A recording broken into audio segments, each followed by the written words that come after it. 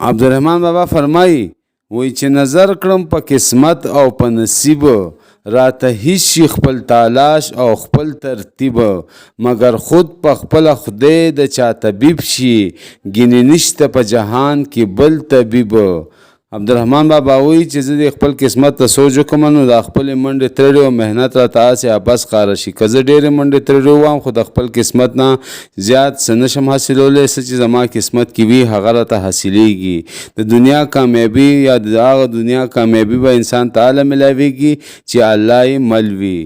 عبدالرحمن بابا فرمایي وی زه رحمان له ریا زهد پناه غواړم، د ریا زهد عذاب دی هم عتاب دی او را څرګند بشي پرهیز د پرهیزګارو که قادر شي په شاهد او په شراب او په غزل کې خود و بیت انتخاب وي د رحمان غزل تمام د انتخاب. عبدالرحمن بابا فرمایي وی اصلي بزرګي او نیکی هغه ده چې انسان د خلکو د خودو د پاره نه کوي بلکې دی په تنهایی کې هم نیکی او بزرګ وي. وی د نیکی او د بزرګۍ پته به د سړي هغه ټیم کې لګي چې په تنهایی کې دته ښایسته خلک یا شراب میلو شي او دی ته پرهیز وکړي.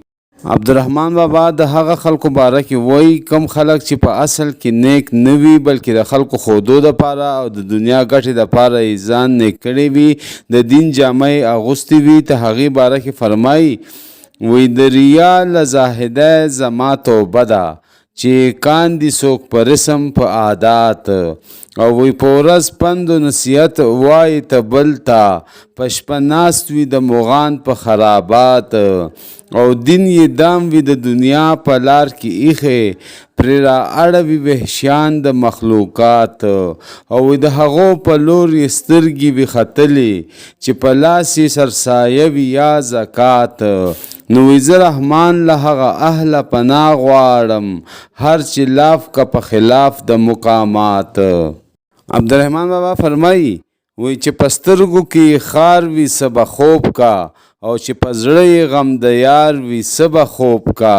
نو وی خوب له یار سره هم د عاشق نشي او چې یار په بل دیار وي څه به خوب کا. او وی په دنیا کې خوب هغه کا چې نادان وي، هغه ژوی چې هوښیار وي څه به خوب کا. او وی دیدار نه دی چا په پټو سترګو کړی چې مطلب د چا دیدار وي څه به خوب کا. او وی بل لار د مرګ در لارې ګرانه نشته او وی چې پخوا یې حاصلار وي څه به خوب کا. نو وی زه رحمان د یار بنده او خدمتګار یم چې بنده او خدمتګار وي څه به خوب کا.